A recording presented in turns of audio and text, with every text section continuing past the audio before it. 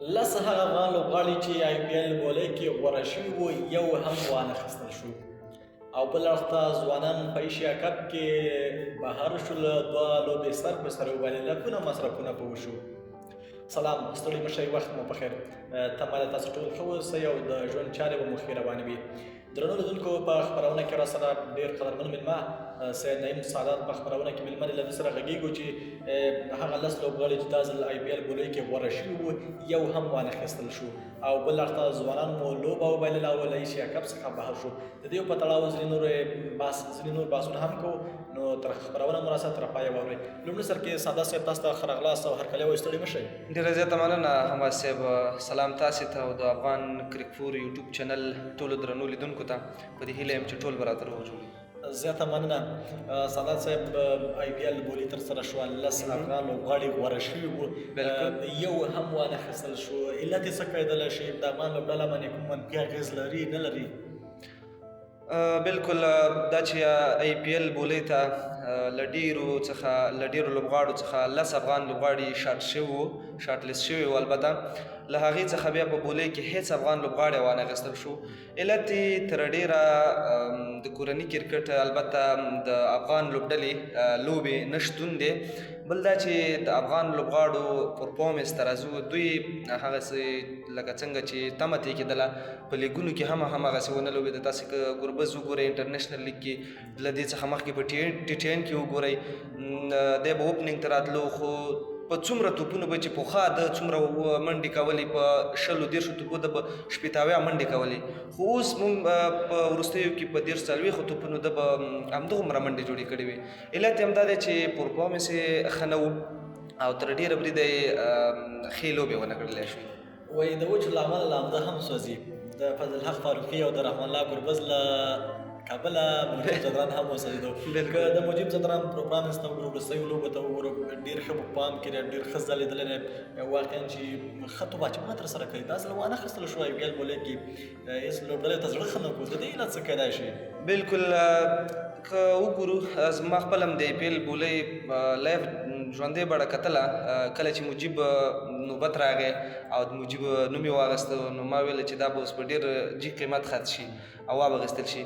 خو د بده وخته چې هیڅ کومې لوبډلې ورته زړه ښه نه کړو او یې نه اخیستو. علت یې تر ډېره زما په اند د لوبو نه شتون دی. که چېرته افغان لوبډله بار بار سیالۍ ولري، نو نړیوال هم د تا کیریر ته ګوري، تا پرفارمنس ته ګوري. که ته ښه ځلیږي په نړیوالو لوبو کې، تا په نور لیګونو کې هم شارټ لیست کېږي. نو دا چې د افغانستان ملي لوبډله په دې وروستیو کې ډېر زیات میچونه نه دي اخیستي او سیریزونه هم نه دي کړي، اوس نو نړیوال جام هم را روان دی چې د دې لپاره هم دوی داسې خاص چمتووالی نه لري، کوم سیریز یې ورته نه دی اخیستی. نو تر ډېره بریده د سیالیو نه شتون دغه د ټولو لوبغاړو په کیریر باندې ډېر تاثیر اچولی دی. بالکل. لنډو کې به ووایو، په کل کې د هند لوبډلې یا آی پي ایل لوبډلې لوبغاړي هغه لوبغاړي اخلي چې کوم کې ګټه وي. دا ځل یې په دغه لس لوبغاړو کې ګټه نه وه، نو وایي هم نه اخیستل. همداسې ده؟ همداسې ده، بالکل. ځوانانو باندې غږېږو. د 19 کلنو ځوانانو دا ځل په خپل کوربتوب یوه غټه ګڼ کې له ماتې سره مخ شو. حال دا چې ګټه د دوی په خوښه جوړېږي، پیچ د دوی په خوښه دوی په خپل کوربتوب داسې یوه ستره ماتې ومنله. حال دا چې موږ دا فکر کوو چې دوی باید تر سیمي فاینل پورې لاړ شي، خو په لومړي راوند کې بهر شو. د دې علت عمده څه کیدلی شي؟ بالکل. د افغانستان د کرکټ بورډ رئیس هم په خپلو خبرو کې یادونه کړې وه چې موږ ډېر ښه پرفارمنس لوبډلې وکړې. له دې څخه مخکې بنګلادیش سره او تاسې وګورئ انډیا سره افغانستان څومره ښې لوبې ترسره کړلې.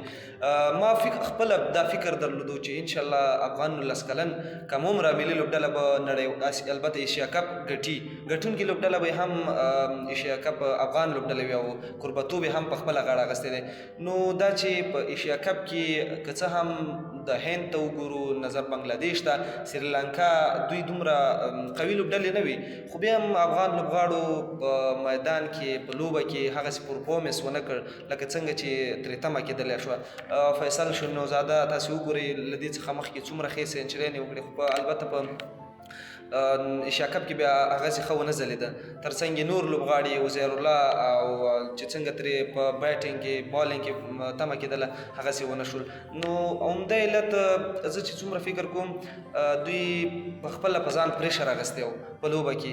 نو همدا یې و چې بار بار مو 2 سیالۍ وبایللې او د همغې له وجې چې دی له ایشیا کپ څخه هم بهر شو. ساده صاحب ته د فیصل خان او د عزیر یادونه دې وکړه.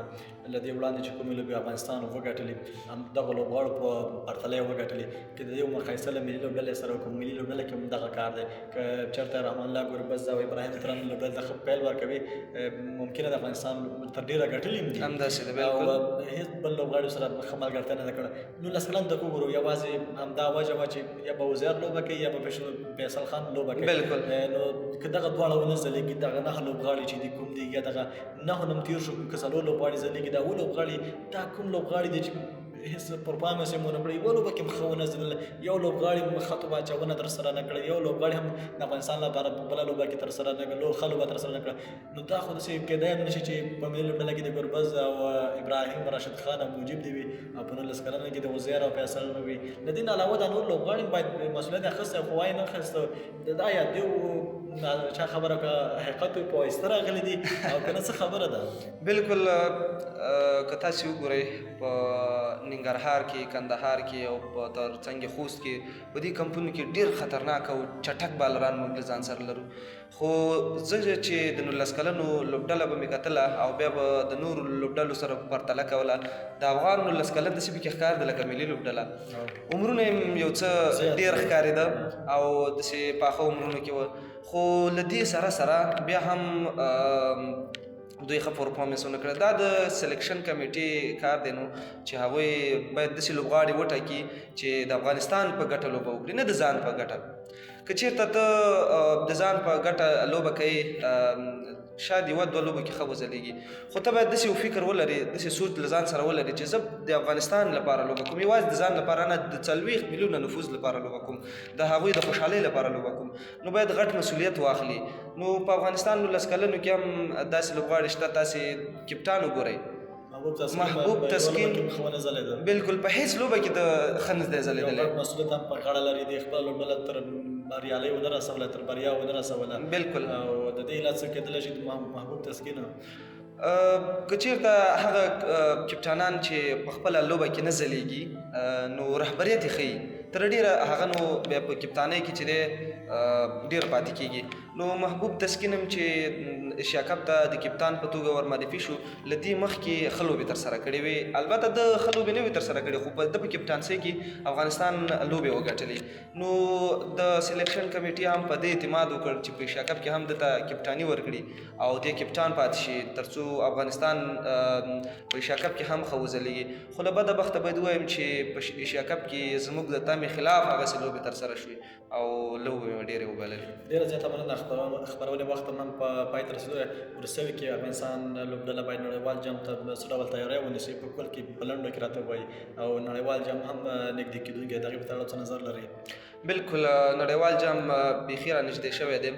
دا چې افغانستان د اوس لپاره چا سره سیریز نه لري نو ټولو لوبغاړو ته په کار ده چې په ځان کار وکړي تمرین وکړي. تاسو به د ګربزه خبرې اورېدلې وي او یا به هم لیدلې وي په سوشل میډیا کې چې ویل زه په IPL کې وانه غستل شوم. دا کومه بده خبر نه ده غټه خبر نه ده. زه ماته ډېر وخت زه باید نړیوال جام ته ځان تمرین وکړم ځان برابر کړم.